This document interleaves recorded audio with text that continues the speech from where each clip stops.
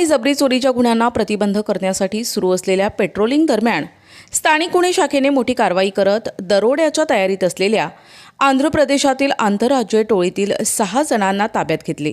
त्यांच्याकडून पिकअप वाहन, मोबाईल, लोखंडी हत्यारे आणि मिरची पावडरसह 10,48,050 रुपयांचा मुद्देमाल जप्त करण्यात आलाय।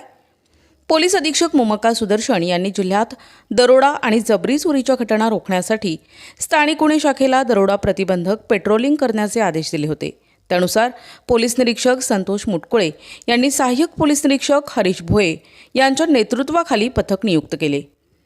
21 ऑगस्ट रोजी हे पथक पाथर्डी पोलीस ठाण्याच्या हद्दीत पेट्रोलिंग करत असताना पाथर्डी अहिल्यानगर मार्गावरील करंजी घाटाच्या पायथ्याशी पांढऱ्या रंगाच्या पिकअप वाहनाजवळ 5 ते 6 संशयित इसम थांबले असल्याची माहिती मिळाली। पथकाने पंचांसमक्ष घटनास्थळी जाऊन पाहणी केली असता 6 जण संशयास्पद स्थितीत आढळून आले।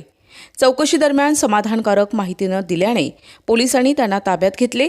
त्यांची अंगझडती घेतली असता 5 मोबाईल, 10 लाख रुपये किमतीचे महिंद्रा पिकअप वाहन, लोखंडी कत्ती, लोखंडी कटावणी आणि मिरची पावडर असा एकूण 10,48,050 रुपयांचा मुद्देमाल जप्त करण्यात आलाय। ताब्यातील आरोपींमध्ये साईकुमार लक्ष्मीनारायण पालपत्ती, यश बाबू व्यंकटेश मोगिली, सुधाकर भास्करराव देवारकोडा, अंजी श्रीणू कुमाकुला, नागेश व्यंकटेश पेंड्रा आणि सतीश नागेश्वरराव पालेपू यांचा समावेश असून सर्व आरोपी आंध्र प्रदेशातील विविध जिल्ह्यातील रहिवासी आहेत। ताब्यातील आरोपी साईकुमार पालपत्ती यांच्याकडे अधिक चौकशी केली असता त्याने साथीदारांसह पैठण, पाथर्डी आणि राहाता परिसरातून गाढवे चोरून आयशर वाहनातून आंध्र प्रदेशात नेल्याची कबुली दिल्याचे पोलिसांनी सांगितले।